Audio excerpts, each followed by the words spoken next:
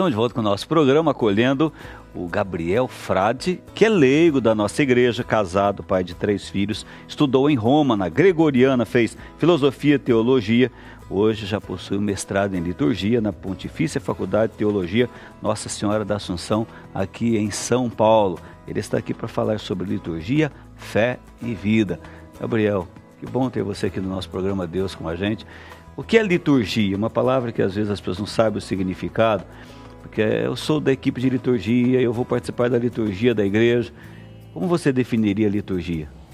Olha, pensando um pouco nas manifestações do magistério, por exemplo, lembrando aqui a encíclica de Pio XII, Mediator Dei, e principalmente a Sacrosanctum Concilium, que é uma constituição conciliar importantíssima do Vaticano II, em poucas palavras, nós temos que dizer que liturgia, certamente, não é igual a cerimônia, não é igual a ritos apenas. Embora a liturgia tenha uma ritualidade, embora existam cerimônias que devem ser observadas, certamente a liturgia ela supera essa dimensão. Nós temos uma expressão muito feliz de um teólogo, Salvatore Marsili, que diz o seguinte: a liturgia é o momento privilegiado da história da salvação.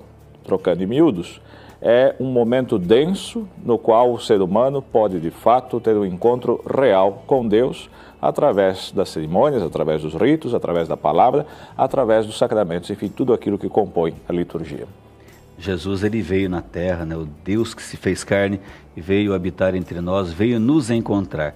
Na liturgia, a gente tem esse encontro com Deus que você disse, e ao mesmo tempo com os irmãos, nós formamos essa comunhão divina e humana com Deus e com os irmãos nas celebrações litúrgicas? Sem dúvida, né? A máxima, amar a Deus sobre todas as coisas e o próximo como a si mesmo, então uma dimensão, digamos, horizontal, uma dimensão vertical, ela está presente na liturgia. A liturgia é a plena glorificação de Deus, mas ao mesmo tempo é a plena santificação do homem também, não é? Então, nesse sentido, a liturgia é algo de muito precioso, realmente um encontro. E quando a gente fala de encontro, eu particularmente me lembro de um teólogo muito interessante, um teólogo do Concílio Vaticano II, o Schillebeck, que ele tem um título muito bonito. Ele diz assim que o sacramento é o lugar do encontro com Deus, não é? E é verdade. A gente está acolhendo nosso programa, Gabriel Frade, falando de liturgia. Você que participa das comunidades, das equipes, um assunto muito importante para você, saber como viver liturgicamente. Gabriel, a igreja sempre fala assim, nós não podemos separar fé e vida. A gente pode dizer o mesmo de liturgia e vida, aquilo que a gente experimenta nas celebrações, nesses encontros com Deus e com os irmãos. Como traduzir essas experiências fortes no nosso dia a dia? Sem dúvida alguma, o grande ideal é que a nossa vida seja uma vida litúrgica. Que a nossa vida, esse é o ideal, por exemplo, na patrística, que a nossa vida ela seja vivenciada, digamos assim, diante de Deus. Todos os nossos atos, de alguma forma, eles convergem para a liturgia. A liturgia é um momento denso, de toda uma vida. Então, nesse sentido, é muito interessante, portanto, aquilo que nós dizíamos logo no começo, ou seja, a liturgia não são apenas conjuntos de ritos, mas são ritos que devem necessariamente exprimir algo vivenciado. Por exemplo, um casamento. O casamento ele não começa propriamente no momento em que os dois vão até o altar, e fazem ali o consenso, as promessas matrimoniais. Certamente aquele momento ele não existiria se não houvesse primeiramente um namoro, se não houvesse toda uma vivência anterior. Da mesma forma, os demais sacramentos, eles devem ser uma expressão de uma vivência primeira, de uma vivência interior, de uma vivência diante de Deus. Então, nesse sentido, é sempre um exercício, procurar juntar aquilo que é a nossa vida e exprimi-la através do rito. Esse é o grande ideal, porque do contrário, a gente pode correr um risco, de recair numa das denúncias de Jesus. Jesus dizia assim, chamando lá o profeta, dizendo, esse povo me honra com os lábios, mas o coração que é bom está longe de mim.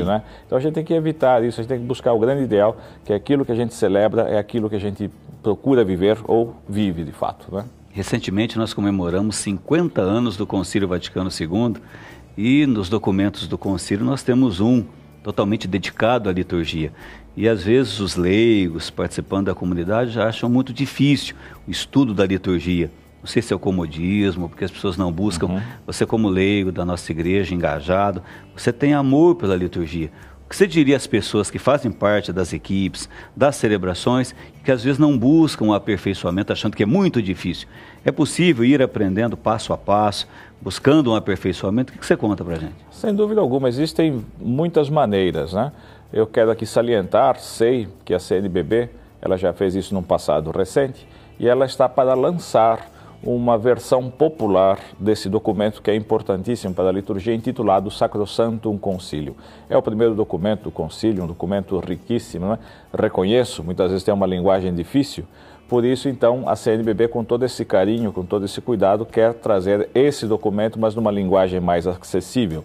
Mas, para além disso, existem inúmeras oportunidades hoje, não é? Inúmeros cursos de teologia aqui em São Paulo, por exemplo, que estão abertos aos leigos. Então, aqueles que têm uma vocação devem estudar, devem se aprofundar. Para quê? Para que possamos celebrar bem, para que possamos nos encontrar com o Senhor através do mistério celebrado.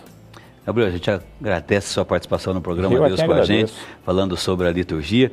Eu queria finalizar com você com uma pergunta. As pessoas às vezes participam das equipes de celebração e às vezes não prestam tanto atenção naquilo que está sendo experimentado e vivenciado. Queria que você desse uma mensagem final, falando com as pessoas que trabalham nas equipes de celebrações. Como lidar com essas situações? Mais do que fazer algo, é experimentar junto com a comunidade aqueles momentos fortes. Você não é um funcionário da celebração, mas você faz parte também dessa comunidade. O que você diria para essas pessoas, encerrando como última pergunta? Eu diria o seguinte: nós precisamos redescobrir o Concílio Vaticano II, porque está tudo lá. No concílio se fala claramente essa questão da participação ativa. E veja, participação ativa não é assumir ministérios, não é enfim, assumir, enfim, diversas funções, mas é ter a consciência, prestar muita atenção nas palavras da liturgia, da celebração. Isso aos poucos vai penetrando dentro do nosso coração, isso aos poucos vai nos ajudando a celebrar melhor, a celebrar com a nossa própria vida. Obrigado pela sua presença, Deus abençoe você. Contamos com você mais vezes aqui no nosso programa. Quem agradece sou eu. A gente vai fazer um intervalinho rápido. Daqui a pouquinho você vai conhecer a história de vida de um casal que experimentou grandes sofrimentos na sua vida. E a gente vai experimentar também como eles superaram essas dificuldades. O intervalo é bem rapidinho.